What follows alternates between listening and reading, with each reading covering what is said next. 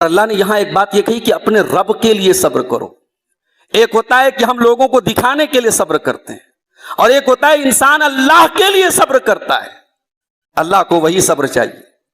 والذین صبروا ابتغاء وجہ ربہم وَأَقَامُوا الصَّلَاةَ وَأَنفَقُوا مِمَّا رَزَقْنَاهُمْ سِرًّا وَعَلَانِيَةً وَيَدْرَؤُونَ بِالْحَسَنَةِ السَّيِّئَةَ أُولَٰئِكَ لَهُمْ عُقْبَى الدَّارِ.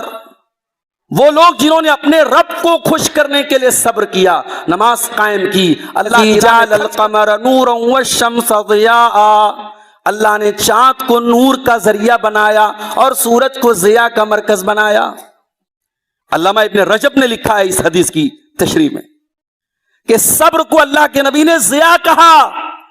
روشنی تو نماز بھی ہے، لیکن صبر کو ضیاء کہا، اور ضیاء کہتے ہیں سورج کی روشنی کو. سورج کی روشنی میں تپش ہوتی ہے، سورج کی روشنی میں حرارت ہوتی ہے، سورج کی روشنی میں گرمی ہوتی ہے. کیا مطلب صبر کے اندر روشنی تو ہے، مگر صبر کا راستہ آسان نہیں ہے. اس میں تپنا پڑے گا، اس میں پگھلنا پڑے گا، اس میں نفس کے اوپر مشقتیں پڑیں گی. تو صبر ضیاء ہے، صبر ایک ایسی روشنی ہے جس میں آپ کے نفس کے اوپر مشقتیں آئیں گی.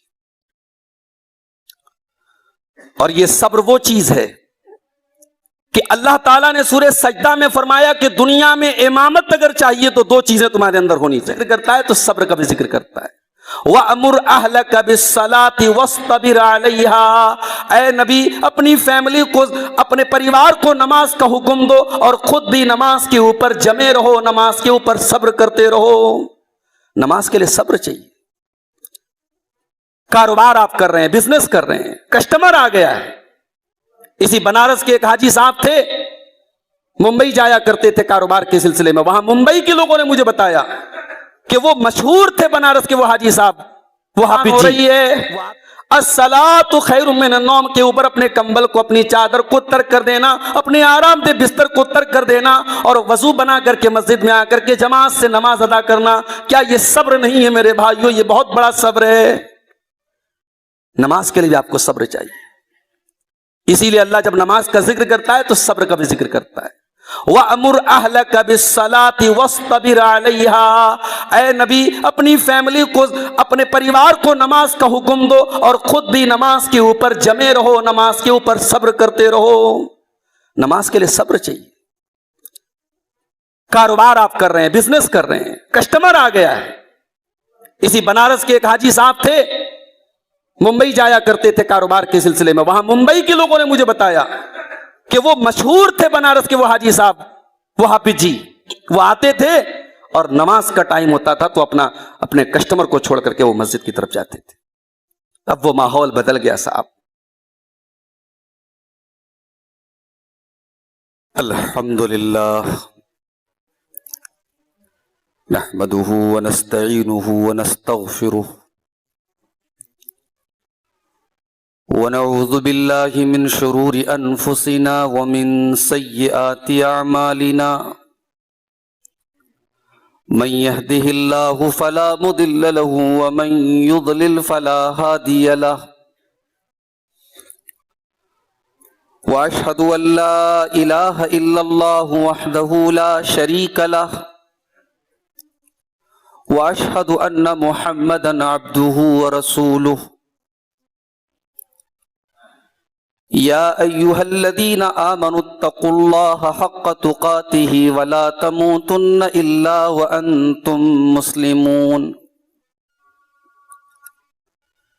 يا أيها الناس اتقوا ربكم الذي خلقكم من نفس واحدة وخلق منها زوجها وبث منهما رجالا كثيرا ونساء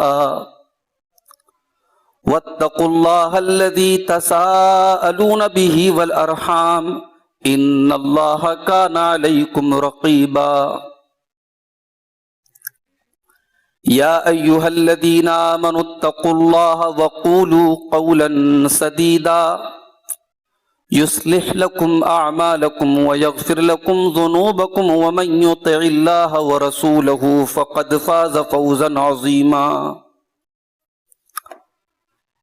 أما بعد فإن خير الحديث كتاب الله وخير الهدي هدي محمد صلى الله عليه وسلم وشر الأمور محدثاتها وكل محدثة بدعة وكل بدعة ضلالة وكل ضلالة في النار. أعوذ بالله من الشيطان الرجيم. بسم الله الرحمن الرحيم. والعصر إن الإنسان لفي خسر إلا الذين آمنوا وعملوا الصالحات وتواصوا بالحق وتواصوا بالصبر. صدر محترم، علماء کرام، محترم بزرگوں، نوجوان بھائیوں، پردہ نشین ماں اور بہنوں، پیارے بچوں، قابل مبارکباد ہیں اس گھر کے ذمہ دار حضرات جنہوں نے اس مکان کی تعمیر کے موقع پر، جہاں ہمارے معاشرے میں اس موقع پر بہت ساری بدعات اور خرافات انجام دی جاتی ہیں، ایک دینی مجلس منعقد کی جہاں لوگ بیٹھیں، اپنی آخرت کو یاد کریں، قرآن و حدیث کی باتیں ہوں، اپنی نجات کے بارے میں لوگ سوچیں اور غور کریں. ایک بہترین موقع ہمیں اور آپ کو آج کی اس مجلس کے ذریعے ملا.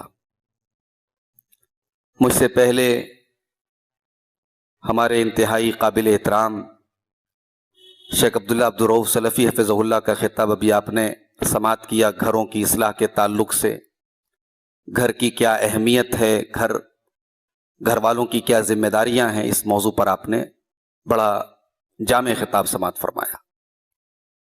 اس کے پہلے ہماری جماعت کے ایک نوجوان خطیب جن کا غالباً بنارس میں اور بجرڈیا میں پہلا خطاب تھا، شیخ معراج سلفی حفظہ اللہ کا خطاب بھی آپ نے سماعت کیا.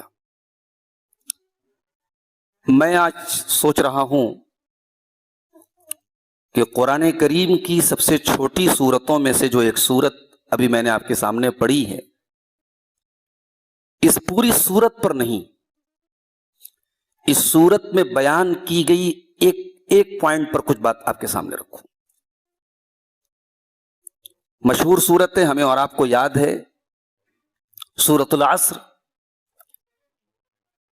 اس سورت کریمہ میں اللہ تعالیٰ نے پوری انسانیت کو خسارے میں قرار دیا.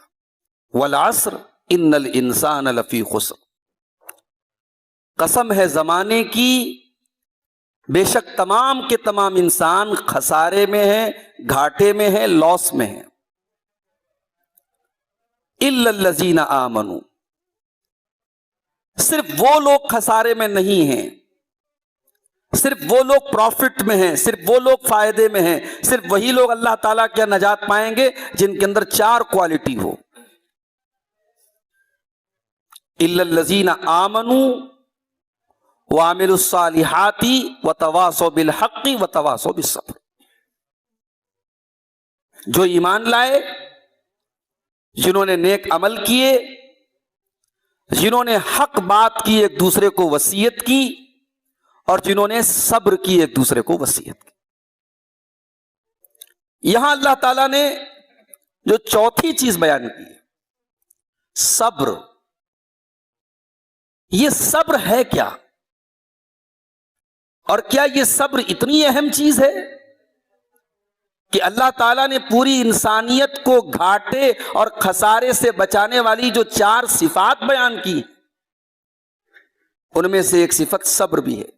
یعنی صبر نہ ہو کائنات میں، صبر نہ ہو اگر ہمارے اندر، تو ہم نجات نہیں پا سکتے، ہم خسارے میں پڑ جائیں گے.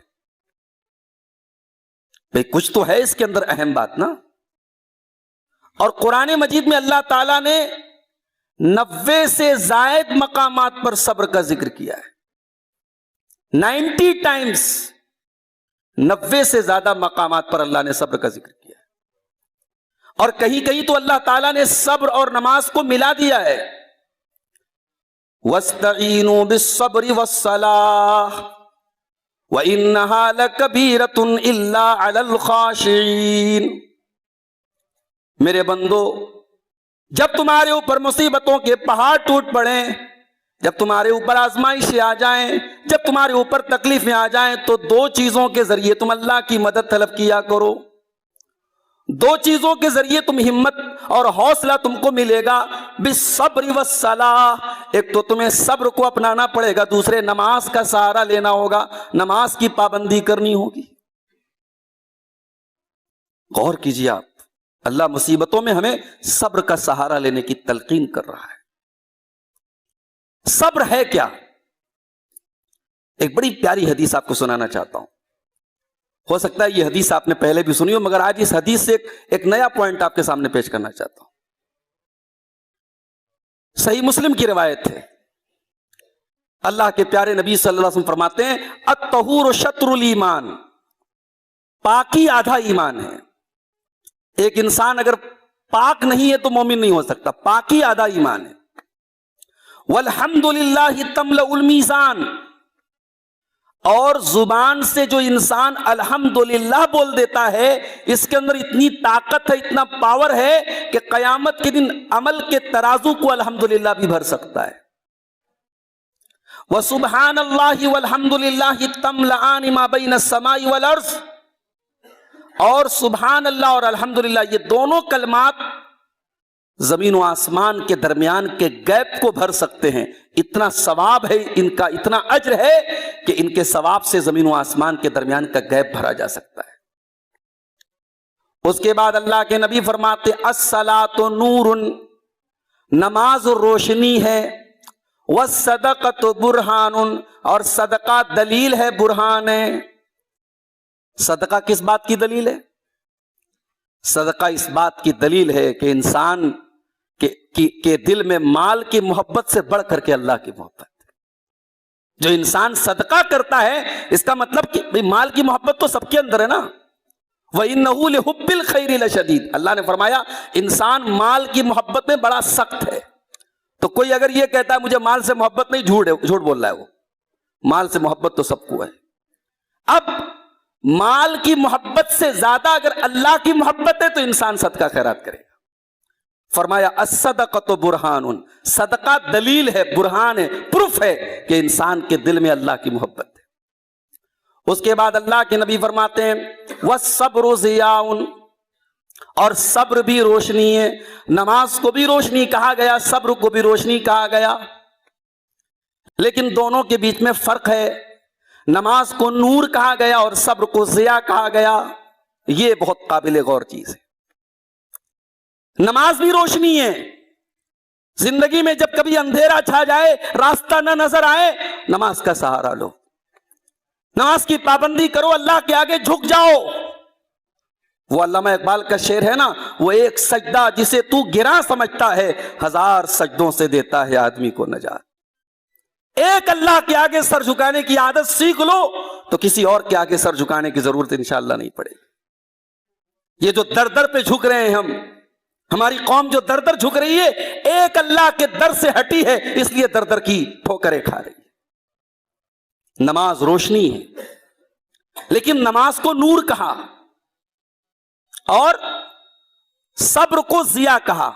نور کے معنی بھی روشنی، ضیاء کے معنی بھی روشنی، لیکن دونوں میں بڑا باریک فرق ہے.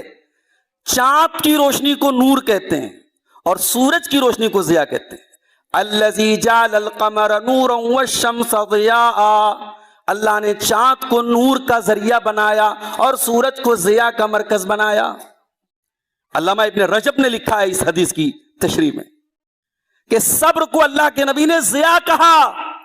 روشنی تو نماز بھی ہے، لیکن صبر کو ضیاء کہا، اور ضیاء کہتے ہیں سورج کی روشنی کو. سورج کی روشنی میں تپش ہوتی ہے، سورج کی روشنی میں حرارت ہوتی ہے، سورج کی روشنی میں گرمی ہوتی ہے. کیا مطلب صبر کے اندر روشنی تو ہے، مگر صبر کا راستہ آسان نہیں ہے.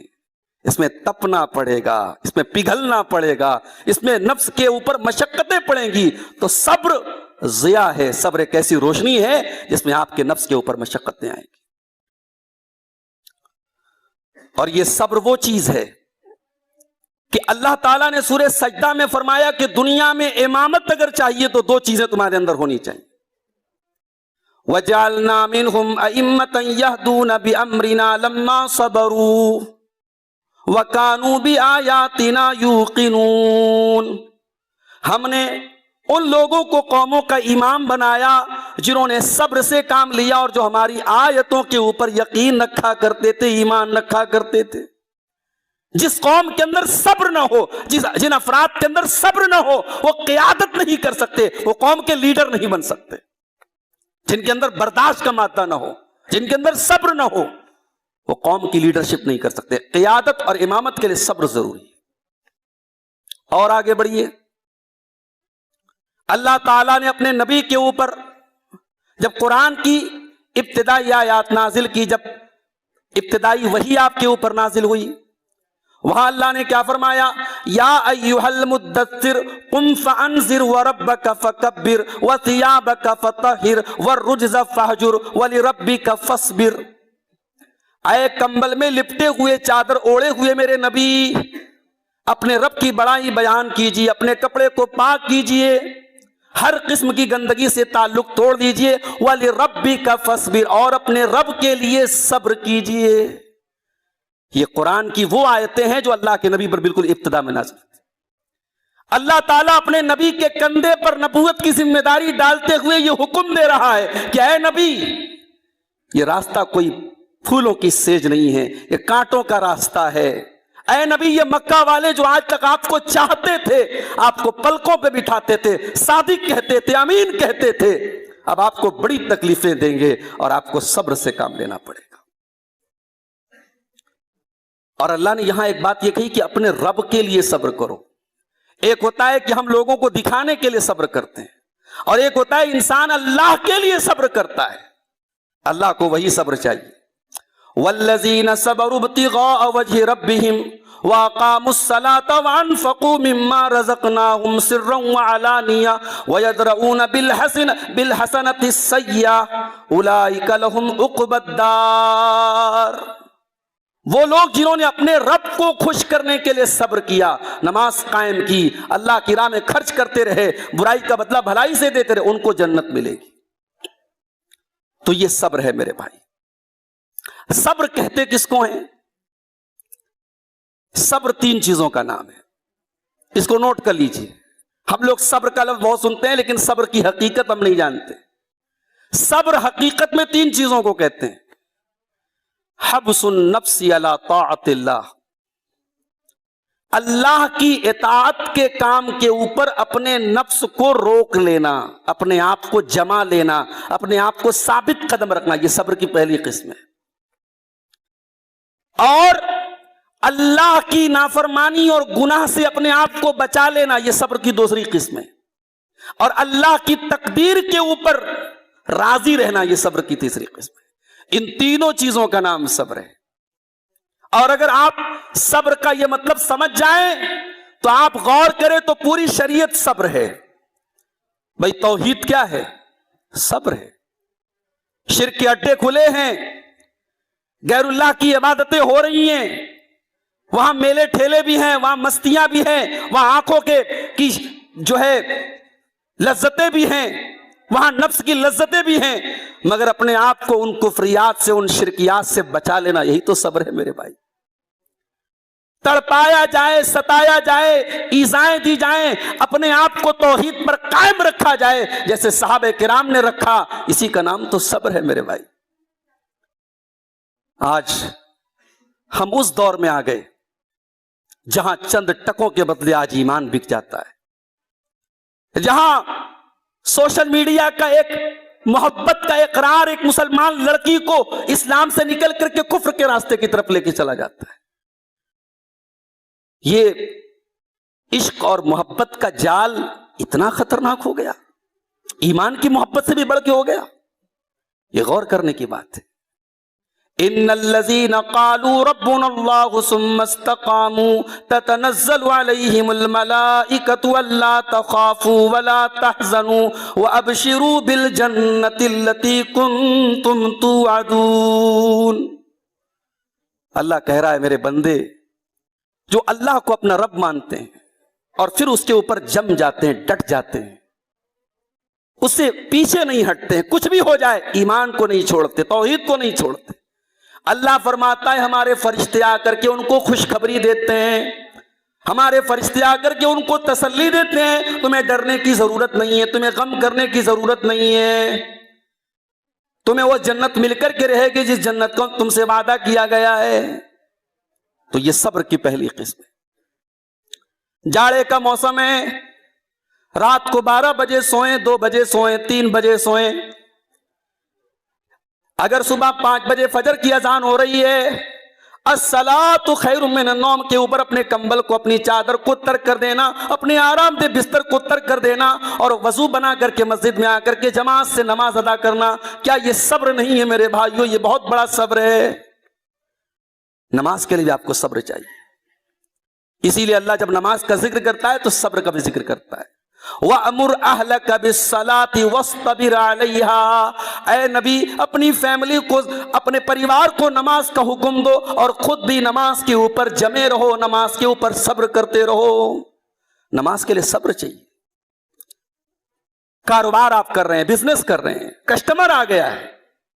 اسی بنارس کے ایک حاجی صاحب تھے، ممبئی جایا کرتے تھے کاروبار کے سلسلے میں. وہاں ممبئی کے لوگوں نے مجھے بتایا کہ وہ مشہور تھے بنارس کے وہ حاجی صاحب، وہ حافظ جی. وہ آتے تھے اور نماز کا ٹائم ہوتا تھا تو اپنے کسٹمر کو چھوڑ کر کے وہ مسجد کی طرف جاتے تھے. اب وہ ماحول بدل گیا صاحب. اب ہم لوگ بڑے ترقی یافتہ ہو گئے، ہمارا کاروبار بہت پھیل گیا. اب کسٹمر ہے تو پہلے کسٹمر ہے، اب کاروبار ہے تو پہلے کاروبار ہے، اب گدی ہے تو پہلے گدی ہے. قرآن میں اللہ نے مرد قرار دیا ہے انہی لوگوں کو جو نماز کے اوپر اپنے کاروبار کو ترجیح نہیں دیتے. رجال لا تلہیہم تجارت ولا بیع عن ذکر اللہ واقام الصلاۃ وایتاء الزکاۃ. میرے بندو حقیقت میں مرد وہ لوگ ہیں جن کا کاروبار، جن کی تجارت، جن کا بزنس ان کو نماز سے غافل نہیں کرتا. نماز کا ٹائم آتا ہے وہ اپنے بزنس اور کاروبار کو کنارے کر کے پہلے نماز قائم کرتے ہیں. ابھی آپ نے شیخ عبداللہ صاحب کی تقریر میں سنا، اللہ کے نبی نے کہا گھروں کو قبرستان مت بناؤ. آج ہمارے گھر قبرستان ہو گئے میرے بھائی.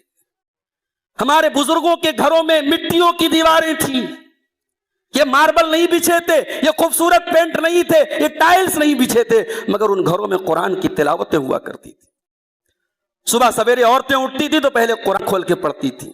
اس گھر کے مرد فجر کے ٹائم اٹھ کر کے مسجد جایا کرتے تھے، وہ گھر نمازوں سے آباد تھے. آج ہمارے گھروں میں نماز پڑھنے والے گنتیوں کے لوگ ہیں میرے بھائی. باپ پڑھ رہا ہے تو اولاد کی کوئی فکر نہیں، ماں پڑھ رہی تو بیٹیوں کی کوئی فکر نہیں. کتنے گھر تو ایسے جب کوئی نماز نہیں پڑھتا، بس جمعہ کو 8 دن پہ چلے آتے مسجد میں، صاحب مسلمان ہیں، اپنے اسلام کا ثبوت دے دیتے کہ ہم جمعہ میں آ رہے ہیں. دنیا کے اعتبار سے تو ہمارے گھر ماشاءاللہ بڑے شاندار ہو گئے، بڑے ترقی یافتہ ہو گئے، بڑی اونچی بلڈنگیں ہم نے تان لی، مگر اسلام کے اعتبار سے، شریعت کے اعتبار سے ہمارے گھر مردہ ہو گئے میرے بھائی. نماز آپ سے صبر چاہتی ہے. روزہ آپ دیکھ لیجئے، 12 گھنٹے کا روزہ، مئی جون میں 14 گھنٹے کا روزہ ہے. فجر کی اذان سے لے کر کے مغرب کی اذان تک آپ کو نہ کھانا ہے، نہ پینا ہے، نہ بیوی کے قریب جانا ہے. کیا یہ صبر نہیں ہے؟ اسی کا نام تو صبر ہے. جس چیز کا آپ کا نفس تقاضا کر رہا ہے، آپ کے دل میں اس کی خواہش پیدا ہو رہی ہے، آپ کا من چل رہا ہے، آپ کا جی چاہ رہا ہے، مگر اپنے جی کو مروڑ لینا، اپنے نفس کو توڑ دینا، اپنی خواہشات کو کچل دینا، اسی کا نام تو صبر ہے میرے بھائی. وَأَمَّا مَنْ خَافَ مَقَامَ رَبِّهِ وَنَهَى النَّفْسَ عَنِ الْهَوَىٰ فَإِنَّ الْجَنَّةَ هِيَ الْمَأْوَىٰ. اللہ نے کہا جنت ایسے نہیں ملے گی. جنت چاہیے تو اپنی خواہشات نفس کو کنٹرول کرنا پڑے گا، اپنی خواہشات کو مارنا پڑے گا. جائز خواہشات ہیں آپ کی، وہ پوری کیجئے. جہاں سے ناجائز شروع ہو گئی وہاں سے روک دیجئے اپنے آپ کو. اسی کا نام صبر ہے میرے بھائی.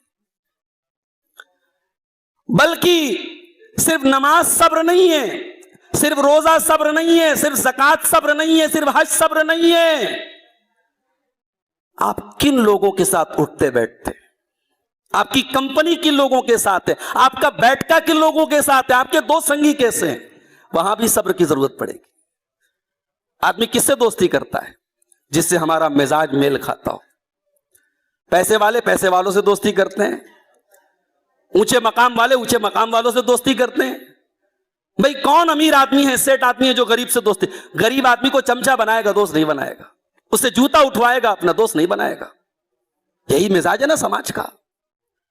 اللہ نے قرآن میں اپنے نبی سے کہا، جمعہ کا دن، آج آپ نے شاید پڑھی ہوگی سورہ کہف، نہیں پڑھتے تو پڑھا کیجئے، سورہ کہف میں یہ آیت بھی آپ نے پڑھی ہوگی، وَاصْبِرْ نَفْسَكَ مَعَ الَّذِينَ يَدْعُونَ رَبَّهُمْ بِالْغَدَاةِ وَالْعَشِيِّ يُرِيدُونَ وَجْهَهُ وَلَا تَعْدُ عَيْنَاكَ عَنْهُمْ تُرِيدُ زِينَةَ الْحَيَاةِ الدُّنْيَا۔ اے نبی، دنیا کی چمک دمک میں آ کر کے آپ اپنے سے ان لوگوں کو دور نہ کر دے جو میرے غریب بندے ہیں، میرے فقیر بندے ہیں۔ اے نبی، یہ غریب ضرور ہے، یہ فقیر ضرور ہے، مگر یہ اللہ والے لوگ ہیں۔ بہت سارے ایسے لوگ ہوتے ہیں دنیا کے اعتبار سے غریب ہیں، مگر ان کا ایمان، ان کا تقوی اللہ کو بہت پسند ہے۔ اللہ کے نبی فرماتے، کم من مدفوع بالابواب، کتنے ایسے بیچارے غریب ہیں، ان کا کپڑا، ان کی ظاہری حالت ایسی ہے کہ کسی کے دروازے پہ جائیں تو لوگ دھکا دے کے بھگا دیں، اتنے یعنی پھٹے حال ہیں، لیکن اللہ کیا ان کا مقام اتنا اونچا ہے، لو اقسم علی اللہ لابرہ، اگر اللہ کی قسم کھا کے کوئی بات کہہ دے تو اللہ ان کی بات کو ضرور پوری کرتا ہے۔ تو دوستی کرنے میں بھی صبر کی ضرورت ہے۔ تو یہ صبر کی پہلی قسم ہے، الصبر علی طاعت اللہ، اللہ کے دین پر صبر کرتے رہیے، اللہ کی اطاعت کرتے رہیے۔ فتنوں کا دور ہے میرے بھائی، ہمارے نوجوانوں سے میں کہنا چاہتا ہوں، یہ فتنوں کا دور ہے۔ سوشل میڈیا کی شکل میں بے حیائی کے اڈے کھلے ہیں، زناکاری کے اڈے کھلے ہیں۔ اپنی بہنوں سے کہتا ہوں، اپنے بھائیوں سے کہتا ہوں، صبر کی ضرورت پڑے گی۔ ایک زمانہ تھا جب کوئی سماج میں بدکاری کرتا تھا تو پورے سماج کی نظر میں آ جاتا تھا۔ فیس بک نے پرائیویسی دے دی، واٹس ایپ نے پرائیویسی دے دی، سوشل میڈیا نے اس کو پرائیویسی دے دی۔ اب کون کس سے باتیں کر رہا ہے، کیا ہو رہا ہے، کون جانتا ہے؟ اللہ کے سوا اور اس کے سوا۔ یہ صبر کا مقام ہے میرے بھائی۔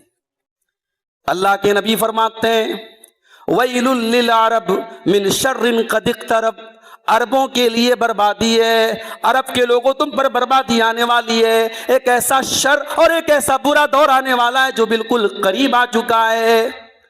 آپ نے فرمایا اتنے فتنوں کا دور آنے والا ہے، اے عرب کے لوگوں، صبح کو انسان مومن ہوگا، شام کو کافر ہو جائے گا، شام کو مومن ہوگا، صبح کو کافر ہو جائے گا۔ یبیع دین قومہ بعرض من الدنیا قلیل، وہ دنیا کے چند ٹکوں کے بدلے اپنے قوم کے دین کا سودا کر لے گا۔ المتمسک بدینہ یومئذ کالقابض علی الجمر، اے میرے صحابہ، اس دور میں اپنے دین کے اوپر چلنے والا، اپنے دین کو مضبوطی سے تھامنے والا، اپنے ہاتھوں پر انگارہ لینے والے کے برابر ہوگا۔ اس دور میں دین پر چلنا، پاک دامنی کے راستے پر چلنا، حیا کے راستے پر چلنا، غیرت کے راستے پر چلنا مشکل ہے۔ نبی اکرم فرما رہے ہیں اپنے ہاتھوں میں انگارے کے لینے جیسا ہے، مگر اسی صبر کے ذریعے ہمیں نجات ملے گی میرے بھائی۔ صبر کرنا ہے۔ یہ دور بے پردگی کا دور ہے۔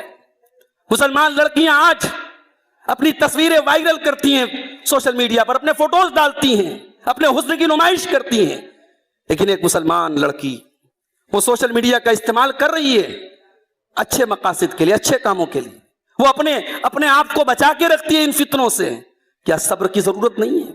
جس دور میں گناہ عام ہو جائے تو گناہ بھی ایک فیشن بن جاتے ہیں اور اس سے اپنے آپ کو بچانا بڑا مشکل ہو جاتا ہے۔ تو اس دور میں صبر کی ضرورت ہے۔ اور وہ حدیث یاد کیجیے اللہ کے نبی کی، قیامت کے دن اللہ کے 7 خوش نصیب بندے ایسے ہوں گے جن کو اللہ تعالیٰ اپنے عرش کا سایہ دے گا۔ ان میں ایک انسان وہ بھی ہوگا، وَرَجُلٌ دَعَتْهُ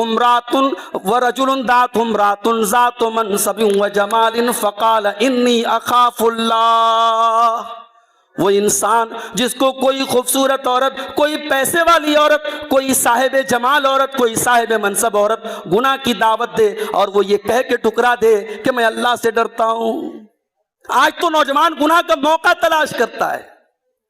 اب تو وہ دور آ گیا صاحب, بچیاں سیف نہیں ہیں, 5 سال کی 6 سال کی بچیاں سیف نہیں ہیں. انسان کو اتنا جنسی مریض بنا دیا گیا, اس کے دماغ میں اتنی گندگی بھر دی گئی. اب 5 سال کی بچی کو بھی باپ گھر سے باہر بھیجتا ہے تو سوچتا ہے کہ پتہ نہیں مناسب پڑے گا کہ نہیں پڑے گا. اب 5 6 سال کی بچیاں محفوظ نہیں ہیں, بلکہ اب تو حالات اور واقعات یہ بتاتے ہیں کہ زندہ تو زندہ, وہ مردہ بھی محفوظ نہیں ہے. اللہ اکبر. ہم تو اس معاشرے میں جنم سانس لے رہے ہیں میرے بھائی. قبرستان جیسی جگہ جو عبرت کی جگہ ہے, جہاں موت کو یاد کرنا چاہیے, جہاں آخرت کو یاد کرنا چاہیے, وہاں شراب کے نشے میں دھت ہو کر کے انسان کیا کیا حرکتیں کر رہا ہے. ہمارے حالات اور واقعات بتا رہے ہیں آج کہ ہم کہاں پہنچ چکے ہیں میرے بھائی. مسلمان اپنی حالات اور اپنی قوم کے حالات اور واقعات سے کوئی عبرت حاصل نہیں کر رہا ہے. ابھی مئو سے ایک خبر آئی, مئو کا ایک بڑا معزز گھرانہ ہے, مسلمانوں میں ایک پہچان والا گھرانہ ہے. اس گھرانے کی ایک ویڈیو اور فوٹو بڑے وائرل ہو رہے صاحب. وہ فلانے گھرانے کے اندر جو ہے ہلدی کی رسم ہو رہی ہے, باقاعدہ پیلے پیلے کپڑے پہن کر کے. پہلے تو عورتوں میں ہوتی تھی, اب مردوں میں بھی ہو رہی ہے. باقاعدہ پورا ایک فنکشن ہو رہا ہے اور پیلے پیلے کپڑے پہن کر کے نوجوان لڑکے جو ہے دلہے کو ہلدی لگا رہے ہیں صاحب. یہ ہو رہا ہے. کچھ دنوں کے بعد وہ غیر مسلموں کے ہاں جو پوجا پاٹ ہوتی ہے وہ بھی ہمارے یہاں شروع ہو جائے گی اگر ہم نے ان سب چیزوں پر لگام نہیں لگائی. یہ موبائل کے سیریل, یہ ویب سیریز, یہ فلمیں, یہ ہمارے سماج میں جو کلچر پروموٹ کر رہی ہیں, شاید آپ کو اندازہ نہیں ہے کہ ہمارے سماج کا کلچر کیسا ہو رہا ہے. اب کہیں نکاح پڑھانے جاؤ تو لوگوں کو یہ بات یقین نہیں ہوتا لوگوں کو کہ کیا لڑکی کے پاس مولوی صاحب کا قبول کروانا ضروری نہیں ہے. اب تو صاحب دلہن کا باقاعدہ ایسا وہ دوپٹہ چلا ہے جس پر قبول ہے قبول ہے قبول ہے 3 بار لکھا ہے. اب تو یہ فیشن چلا ہے. تو جس سماج میں دلہن ایسا دوپٹہ پہن رہی ہے, اوڑھ رہی ہے, اس عورت سے یہ کہا جائے کہ تیرا قبول کروانا ضروری نہیں ہے, باپ اجازت لے لے کافی ہے, تو وہاں تو مولوی صاحب کو ہی کے اوپر ہی فتویٰ لگ جائے گا کہ جاؤ بھائی ہم تو کسی دوسرے مولوی کو بلا لیں گے. سماج میں کوئی چیز اتنی رائج ہو جائے اس کو توڑنا بہت مشکل ہو جاتا ہے میرے بھائی. ان رسم و رواج کو توڑنے کے لیے بھی صبر کی ضرورت پڑے گی آپ کو. میرے نبی نے اس پر بھی صبر کیا تھا. جس زمانے میں انسان بچوں کو پالتے تھے اور وہ سگے بیٹے کے برابر مانے جاتے تھے, اس معاشرے میں اللہ کے نبی نے حضرت زید ابن حارثہ کی مطلقہ بیوی سے نکاح کیا. حضرت زید جو آپ کے پرورش یافتہ تھے اور سماج کی نظر میں آپ کے بیٹے مانے جاتے تھے, ان کی بیوی حضرت زینب بنت جہش جب حضرت زید نے طلاق دے دی اور عدت گزر گئی, اللہ کے نبی نے اس عورت سے نکاح کیا. سماج کی نظر میں بہت بڑا پاپ ہو گیا. سماج نے کہا ارے اللہ کے نبی نے تو اپنی بہو سے نکاح کر لیا. اللہ نے قرآن کی آیت نازل کر دی, فَلَمَّا قَضَى زَيْدٌ مِّنْهَا وَطَرًا زَوَّجْنَاكَهَا, اے نبی یہ نکاح ہم نے آپ کا کرایا ہے زینب کے ساتھ. یہ نکاح آپ نے اپنی مرضی سے نہیں کیا ہے, ہم نے یہ نکاح اسی لیے کرایا ہے تاکہ ان رسم و رواج کے بت ٹوٹ جائیں, یہ رسم و رواج کی زنجیریں ٹوٹ جائیں. اور جو لوگ اعتراض کرتے تھے کہ اللہ کے نبی نے اپنی بہو سے نکاح کیوں کیا, اللہ نے فرمایا ما کان محمد ابا احد من رجالکم ولکن رسول اللہ وخاتم النبیین. جب محمد الرسول اللہ کی اولاد میں کوئی مرد ہی نہیں ہے, ان کی تو ساری اولاد بیٹیاں ہیں, ان کا تو کوئی بیٹا جوان ہی نہ ہوا, کوئی بیٹا مرد ہی نہ ہوا. جب وہ کسی مرد کے باپ نہیں ہے تو ان کی بہو کہاں سے آ گئی؟ ولکن رسول اللہ, بلکہ وہ اللہ کے رسول ہیں اور آخری نبی ہیں. اگر وہ رسم و رواج کو نہیں توڑیں گے تو کون توڑے گا؟ آج ہم اہل حدیث ہیں میرے بھائی, ہماری پہچان سماج میں ہوتی کہ صاحب یہ اہل حدیث لوگ ہیں, ان کا دعویٰ ہے یہ قرآن و حدیث پر چلتے ہیں. ہماری نماز کی ایک ایک ادا ہم سوچتے ہیں کہ اپنے نبی کے طریقے پر پڑھیں. کوئی کنفیوژن ہوتی ہے ہم اپنے علماء سے پوچھتے ہیں مولوی صاحب حدیث میں یہ انگلی کیسے اٹھانے کا ذکر ہے, مولوی صاحب یہ نماز میں ہاتھ کیسے باندھنے کا ذکر ہے. تو جب ہم اتنے سینسیٹیو ہیں, اتنے حساس ہیں اس معاملے میں, تو ہم اپنے رسم و رواج کے معاملے میں کیوں نہیں ہم ہمت کرتے میرے بھائی؟ کیوں ہمارا نوجوان ہمت نہیں کرتا؟ کیوں ہماری ماں ہمت نہیں کرتی کہ ٹھیک ہے جو رسم و رواج سماج کے لیے ناسور بن جائے, سماج کی غریب بیٹیوں کے لیے زہر بن جائے, اس رسم و رواج کو ختم کر دیں. کیا کبھی تاریخ میں آپ نے کہیں دیکھا کہ بیٹیوں کی شادی کرنے کے لیے لوگوں کو بھیک مانگنی پڑے؟ آج ہم اس سماج میں جی رہے ہیں جہاں غریب بیٹیوں کی شادی کے لیے لوگ مدد مانگتے ہیں اور لوگوں سے مدد مانگ کر کے اپنی بیٹیوں کی شادی کرتے ہوئے دعوتیں دیتے ہیں. مجھے تو پوری تاریخ میں صحابہ اور تابعین کے پورے دور میں مجھے کہیں کوئی مثال نہیں ملتی. نبی کے دور میں ایسا کوئی رواج نہیں تھا. لوگ لڑکیوں کی شادی غریب آدمی بھی بڑی آسانی سے کر دیتا تھا, اس کے اوپر کوئی خرچ نہیں تھا, کوئی مسئلہ نہیں تھا اس کے لیے. تو میرے بھائیوں, رسم و رواج کو توڑنے کے لیے بھی صبر کی ضرورت ہے. اور صبر کی تیسری قسم, تقدیر کے اوپر صبر کرنا. سکھ آئے دکھ آئے, کاروبار میں چلتا آئے مندی آئے, صبر کرنا ہے. وَلَنَبْلُوَنَّكُمْ بِشَيْءٍ مِّنَ الْخَوْفِ وَالْجُوعِ وَنَقْصٍ مِّنَ الْأَمْوَالِ وَالْأَنفُسِ وَالثَّمَرَاتِ وَبَشِّرِ الصَّابِرِينَ. ہم تمہیں آزمائیں گے جان کی کمی سے, مال کی کمی سے, پھلوں کی کمی سے, بھوک کے ذریعے, خوف کے ذریعے. وَبَشِّرِ الصَّابِرِينَ, اور اے نبی آپ خوشخبری سنا دیجئے صبر کرنے والوں کو. الَّذِينَ إِذَا أَصَابَتْهُمْ مُصِيبَةٌ, صبر کرنے والوں کی پہچان یہ ہے جب ان کے اوپر کوئی مصیبت آتی ہے, قَالُوا إِنَّا لِلَّهِ وَإِنَّا إِلَيْهِ رَاجِعُونَ, وہ کہتے ہیں کہ ہم اللہ ہی کے ہیں اور اللہ ہی کی طرف پلٹ کے جانے والے. ہماری اوقات کیا ہے میرے بھائی؟ ہمیں اللہ نے پیدا کیا ہے, اس نے وجود دیا تو ہم وجود میں آئے. ہاں وہ پیدا نہ کرتا تو دنیا میں کوئی نہ جانتا. دنیا میں ہم آئے تو امیر بن گئے, عالم بن گئے, علامہ بن گئے, مفتی بن گئے, قاری بن گئے, حافظ بن گئے, کچھ بھی بن گئے. جب تک نہیں تھے ہم کون جانتا تھا ہمیں؟ ہم اللہ ہی کے ہیں اور اللہ ہی کی طرف پلٹ کے جانے والے. حضرت ام سلمہ کہتی ہیں اللہ کے نبی نے مجھ کو یہ دعا سکھائی تھی. کہا تھا اے ام سلمہ, جب بھی مسلمان کے اوپر کوئی مصیبت آئے وہ یہ دعا پڑھ لے, انا للہ و انا الیہ راجعون, اللہم اجرنی فی مصیبتی واخلف لی خیرا منہا. اگر یہ دعا پڑھ لے تو اللہ کے نبی نے فرمایا تھا کہ اللہ تعالیٰ اس مصیبت کا بہترین بدلہ اس کو دے گا. جب ام سلمہ کے شوہر کا انتقال ہوا انہوں نے یہ دعا پڑھی. کہتی ہے میں نے دعا پڑھی, میرے دل میں تھوڑا سا سوال آیا کہ اتنا بہترین شوہر کہاں ملے گا, اتنا اسلام کا سچا سپاہی, اللہ کی راہ میں ہجرت کرنے والی پہلی فیملی تھی ابو سلمہ کی, ایسا شوہر مجھے کہاں ملے گا. مگر نبی نے کہا تھا تو میں نے دعا پڑھی, اور بعد میں جب میرا نکاح جناب محمد رسول اللہ صلی اللہ علیہ وسلم کے ساتھ ہوا تب مجھے سمجھ میں آیا کہ ہاں اس دعا کی برکت ہے, آج مجھے اپنے شوہر سے بہترین شوہر مل گیا. مصیبتوں میں صبر کرنا ہے میرے بھائی. اور یہ بات بھی یاد رکھیے, ایک مومن کے اوپر زیادہ آزمائشیں آتی ہیں.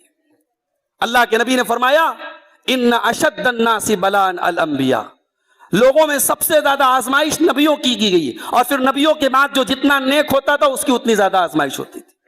آپ نے فرمایا اگر انسان اپنے دین میں مضبوط ہوگا اس کی زیادہ آزمائش ہوگی, اگر دین میں کم ہوگا تو کم آزمائش ہوگی. اور آپ نے یہ بھی فرمایا کہ انسان کی آزمائش ہوتی رہتی ہے یہاں تک کہ اس کے سارے گناہ اس کے ذریعے جھڑ جاتے ہیں. تو آزمائشیں تو آئیں گی میرے بھائی, آپ مومن ہیں, آپ کی زندگی میں آزمائش ہے. کبھی کوئی نقصان ہو گیا, کبھی کوئی ایکسیڈنٹ ہو گیا, کبھی کسی بچے کا انتقال ہو گیا, کبھی کوئی اپنا چلا گیا. صبر کرنا ہے. اور صبر کیسے کرنا ہے؟ اپنے ایموشنز کو, اپنے جذبات کو, اپنی زبان کو کنٹرول کرنا ہے. ہمارے یہاں بعض جگہوں پر میت ہوتی ہے, عورتیں میت کا نام لے لے کے چلانے, منع ہے, یہ نہیں کرنا چاہیے ایسا. میت کے موقع پر, کسی کے انتقال کے موقع پر تو سب سے زیادہ صبر کی ضرورت ہے. اللہ کے نبی کو دیکھو میرے بھائی, آپ کی آنکھوں کے سامنے آپ کا بیٹا ابراہیم انتقال کرتا ہے. ظاہر ہے اللہ کے نبی بھی انسان تھے, اولاد نرینہ کی خواہش آپ کو بھی تھی, بیٹے کی خواہش آپ کو بھی تھی, اور بیٹا پیدا ہوا ہے, بیٹا 1.5 سال کا ہو چکا ہے, اور اس کی اچھی پرورش کے لیے اللہ کے نبی نے دیہات میں بھیجا ہے اس کو, اور وہ بیٹا آپ کی آنکھوں کے سامنے دم توڑ رہا ہے. اللہ کے نبی اپنے بیٹے کو گود میں لیے ہوئے اور رو رہے ہیں. صحابہ کرام نے اپنے نبی کی آنکھوں میں آنسو دیکھے تو صحابہ کو بڑی حیرت ہوئی. ایک صحابی نے پوچھ بھی لیا, اے اللہ کے نبی آپ کی آنکھوں میں آنسو؟ آپ نے فرمایا ہاں, ہذہ رحمت جعلہ اللہ فی قلوب عبادہ. کہا کہ اے میرے صحابہ, یہ آنسو تو اللہ کی رحمت کی نشانی ہے, یہ ایک باپ کے آنسو ہیں جو اپنے بیٹے کے لیے نکل رہے ہیں. بیٹا نبی کے ہاتھوں میں دم توڑ رہا ہے, نبی رو رہے ہیں, اور نبی کی زبان سے کیا الفاظ نکل رہے ہیں, ان العین تدمع والقلب یحزن ولا نقول الا ما یرضی ربنا، میری آنکھیں اشک بار ہیں، میرا دل غمگین ہے، لیکن ہم اپنی زبان سے کوئی ایسی بات نہیں نکالیں گے جس سے اللہ ناراض ہو جائے۔ وَإِنَّا بِفِرَاقِكَ يَا إِبْرَاهِيمُ لَمَحْزُونُونَ، اے ابراہیم تیرے جانے سے ہم بہت دکھی ہیں، بہت غمگین ہیں۔ صبر کی ضرورت وہاں پڑتی ہے۔ غم جب شروعات میں ہوتا ہے تب زیادہ ضرورت ہوتی ہے صبر کی۔ اللہ کے نبی ایک عورت کے پاس سے گزرے، اپنے کسی قبر کے پاس وہ رو رہی تھی۔ اللہ کے نبی کہا اتق اللہ وصبری، اللہ سے ڈر صبر کر۔ اس نے کہا جائیے، آپ کے اوپر اتنی بڑی مصیبت آتی تب آپ کو سمجھ میں آتا۔ وہ عورت پہچان نہیں پائی کہ مجھے سمجھانے والے اللہ کے نبی ہیں۔ اس نے بڑا ٹکا سا جواب دیا، کہا آپ جائیے، آپ کو نہیں سمجھ میں آئے گا۔ بعد میں لوگوں نے بتایا ارے تو کس سے بات کر رہی تھی؟ اللہ کے رسول تھے۔ اب وہ بیچاری اللہ کے رسول کے گھر پہ آئی۔ اس نے سوچا کہ نبی کا گھر ہے تو بڑا پروٹوکول ہوگا، دروازے پر جو ہے ڈور مین ہوگا، دربان کھڑا ہوگا نہ، وہاں کوئی پروٹوکول نہیں ہے، کوئی دربان نہیں ہے۔ دروازہ کھٹکھٹایا، اللہ کے نبی نے دروازہ کھولا۔ کیا بات ہے اللہ کے نبی معافی چاہتی، گستاخی کر دی میں نے، ایسا نہیں بولنا چاہیے تھا مجھے۔ تو اللہ کے نبی نے فرمایا انما الصبر عند الصدمۃ الاولی، صبر کی شروعات صبر کی ضرورت غم کی شروعات میں پڑتی ہے۔ وقت کے ساتھ تو مرہم پڑھی جاتا ہے، غم دھلی جاتا ہے، جب غم کی شروعات ہو تب صبر کی ضرورت پڑتی ہے۔ آپ نے اس عورت کو سمجھایا۔ میرے بھائیوں، صحابہ کے واقعات آج ہماری مائیں بہنیں آج پڑھیں تو حیرت میں پڑ جائیں گی کہ صحابہ کرام نے کیسے کیسے صبر سے کام لیا۔ غزوہ احد کا 2 واقعہ آپ کے سامنے پیش کرنا چاہتا ہوں۔ حضرت حمزہ نبی کے چچا ہیں، شہید کیا گیا غزوہ احد میں، کلیجہ نکالا گیا، ناک کان کاٹے گئے، مسلح کیا گیا، لاش کی بے حرمتی کی گئی۔ ذرا سوچو میرے بھائی کی کٹی پٹی لاش جب بہن کے سامنے آئے گی تو بہن کے اوپر کیا گزرے گی؟ جب شہداء کی لاشوں کو اکٹھا کیا جانے لگا، اللہ کے نبی کی پھوپھی حضرت حمزہ کی بہن صفیہ جنگ کے میدان میں آتی ہیں۔ اللہ کے نبی حضرت صفیہ کے بیٹے زبیر سے کہتے ہیں جاؤ ذرا اپنی ماں کو سمجھاؤ، ان کو لاش مت دیکھنے دو۔ حضرت زبیر ابن عوام آتے ہیں، اپنی ماں سے کہتے ہیں امی جان کہاں جا رہی ہیں؟ کہا اپنے بھائی کی لاش دیکھنے جا رہی ہوں۔ کہا مت جائیے، رہنے دیجیے۔ کہا تو کیا سمجھتا ہے مجھے نہیں معلوم ہے؟ مجھے معلوم ہے میرے بیٹے کی لاش کی بے حرمتی کی، مجھے معلوم ہے اس کا مسئلہ ہوا ہے، لیکن مجھے اس بات کی خوشی ہے میرا بھائی اللہ کی راہ میں شہید ہوا ہے، اللہ کو راضی کرنے کے لیے شہید ہوا ہے۔ اور گئی اور بھائی کی لاش کو دیکھا اور انا للہ و انا الیہ راجعون پڑھا، آنکھوں سے تو آنسو ٹپکے اور وہاں سے واپس چلی آئی۔ یہ صبر تھا میرے بھائیوں اس زمانے کی عورتوں کا۔ اسی غزوہ احد میں قبیلے بنو دینار کی ایک عورت ہے جس کا شوہر بھی شہید ہوا ہے، جس کا بھائی بھی شہید ہوا ہے، جس کا باپ بھی شہید ہوا ہے، اور اسے اپنے شوہر کے، باپ کے اور بھائی کے مرنے کی خبر ملی۔ وہ کہتی ہے اللہ کے رسول کا کیا حال ہے؟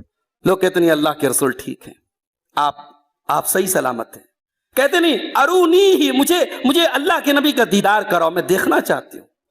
لوگوں نے اللہ کے نبی کا دیدار کرایا، دور سے اس نے دیکھا اللہ کے نبی باحیات ہے، صحیح سلامت ہیں۔ کہتی ہے کل مصیبت بعدک جلل، اے اللہ کے نبی آپ باحیات ہیں، آپ صحیح سلامت ہیں تو میرے لیے ساری مصیبتیں آسان ہیں۔ یہ اس دور کی صحابیات تھی میرے بھائی۔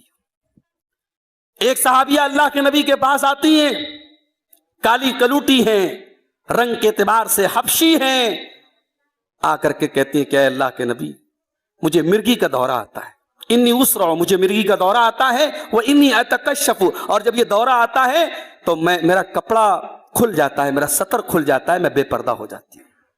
اے اللہ کے نبی بڑی تکلیف کی بات ہے۔